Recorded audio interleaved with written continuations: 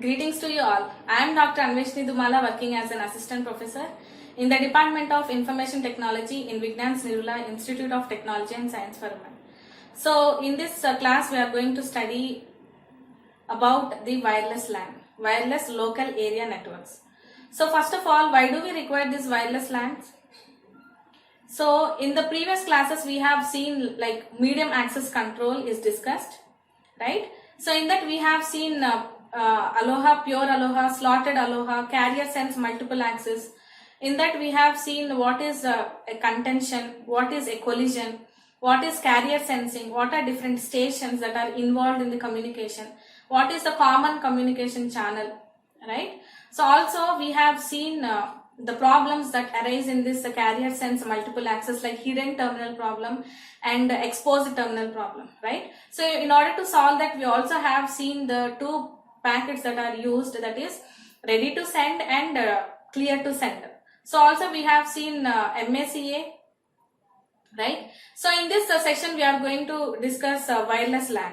So in order to replace the cables in the wired networks, we have come to this wireless LAN, and this is standardized by IEEE, and the name that is given to this is IEEE 802.11, right? So now first we'll discuss the advantages of this wireless LAN. So first one, it is very flexible within the reception area. So next one is ad hoc networks without the previous planning is possible. So whereas in the wired network, if we set up a network in one location, if I want to change that network to the other place or into the other room, I have to I have to remove all the cables, all the systems have to be taken, they should be placed in the other location, and again cables should be connected and reinstallation is required. Whereas in this wireless LAN, it doesn't require any previous planning, right? So it is on the ad hoc basis, right? So next one is it is almost requires there are no wiring difficulties. So this wireless LANs can be used in historical buildings and etc., right? So there are no wireless difficulties because we are not using any cables to connect the devices. Next one is it is more robust against the disasters like natural calamities like earthquakes, fire accidents, or users pulling a plug from the socket. So all these problems are not present in wireless LANs, right? So next one is adding additional users to a wireless network is very easy and it will not increase the cost, right? If I want to add, if it is in the case of wired network, if I want to add more devices to the network, again extra cables should be connected to extend the network, right? So but in this case we don't require any extra cables or extra equipment is not necessary. It will not consume the time, also it will not increase the cost, right? So any user can join the network or any user can leave the network. So wireless LAN is also called Wi-Fi, right? So whenever you are discussing or whenever you are learning about this wireless LAN, just keep in mind about the Wi-Fi so that it will be easy to understand and easy to connect to all these topics, right? So these are the advantages. Whenever next one is disadvantages. So first one is quality of service is very low. Since it is a wireless network, obviously it has a low bandwidth when compared to the wired network, right? So here quality of service is very low because of the low bandwidth. It only supports from 1 to 10 megabits per second. Next one, many proprietary solutions, especially for the higher bit rates, standards take lot of time.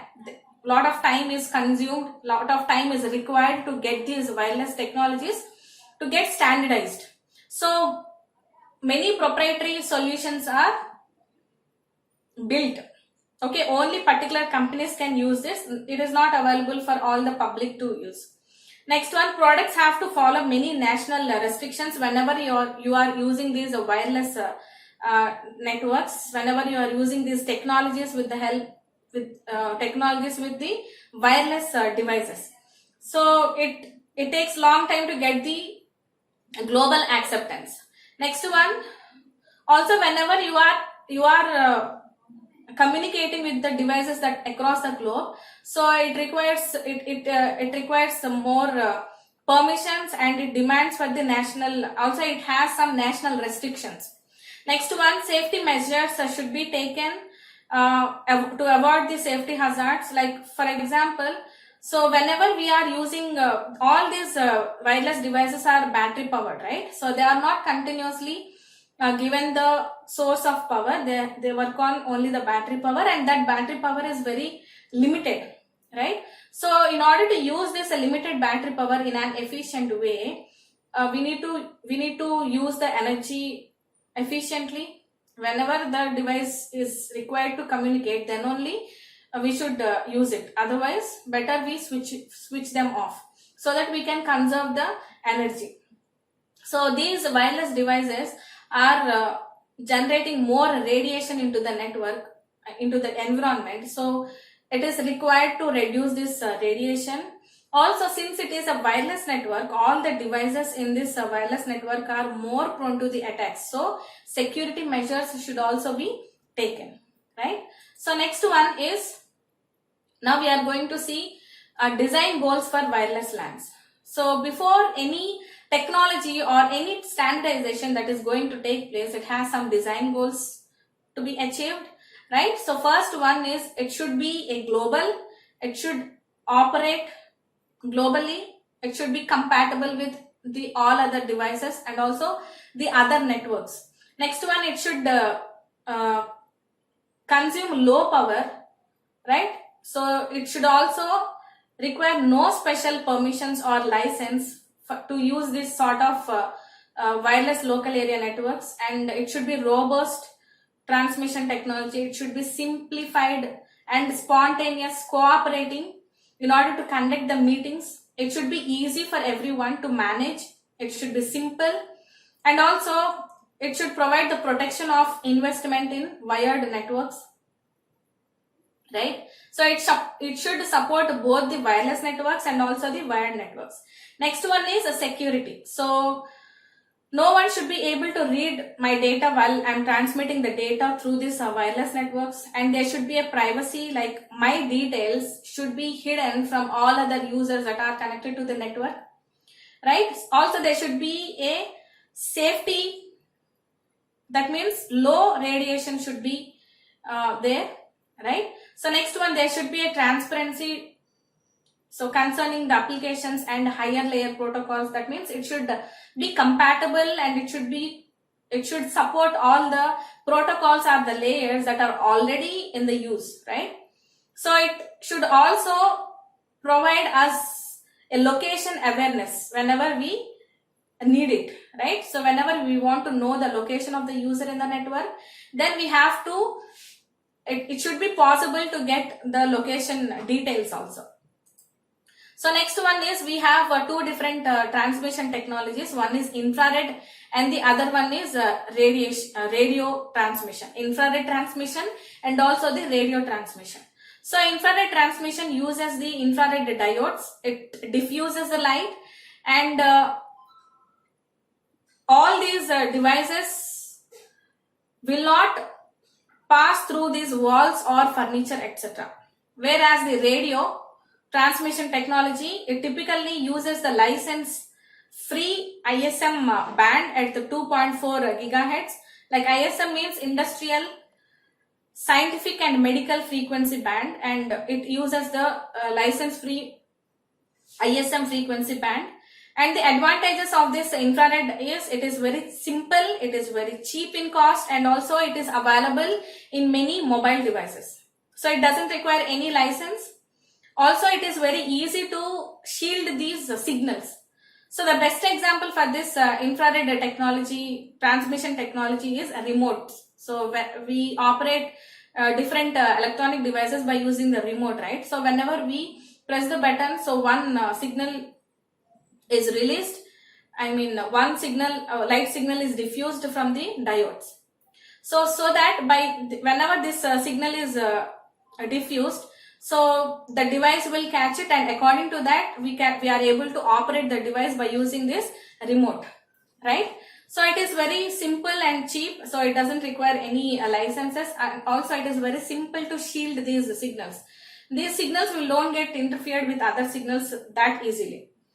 So when the radio transmission, the advantages of this radio transmission technology are it experience from the wireless wide area network, and mobile phones also use this type of radio transmission technology. It covers a larger areas. So these radio waves have the advantage like they can penetrate through the walls or obstacles or the furniture, right? So whenever a network is set up in one room, so I mean something like Wi-Fi. So if I want to use these technology in the other room also, for example, take the Bluetooth. So if the device is present in one room and the other device is present in one room, of course both rooms should be nearer. It should be in 10 meters long. So though there is an obstacle between the two devices, like if the obstacle can be like walls or furniture, so there is an obstacle between these two communicating devices, still these devices can be able to communicate with each other, because these radio signals can penetrate through the obstacles like furniture or walls. Okay, so next one, advantages of these infrared are interference. So I mean disadvantages of this infrared transmission technology are, so if there is a sunlight or heat sources are present in that surroundings areas, then there is a possibility of getting interfered with the signal, right? So next one is many things shield or absorb this infrared light. Okay, it also has a very low bandwidth, right? So here we are shielding this signal, right? So there are many things shield or absorb this infrared light. So if there are some obstacles, they can absorb the signal, so the signal can be weakened and it may not travel and reach the destination.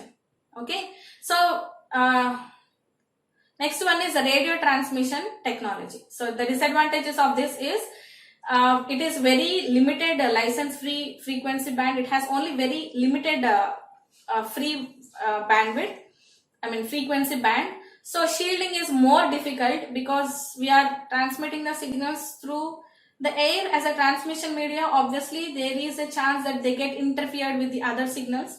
So shielding these signals in a particular path, it might be very difficult. Also interference with other electrical devices, right? Next one example of this infrared radiation is, so it is used in infrared data association interface, right? So the examples of this radio transmission technology are this high performance LANs and also Bluetooth. So we are going to see this Hyper LAN and Bluetooth in the next coming sessions. So that's all for today, and thank you for listening to the class. See you in the next class.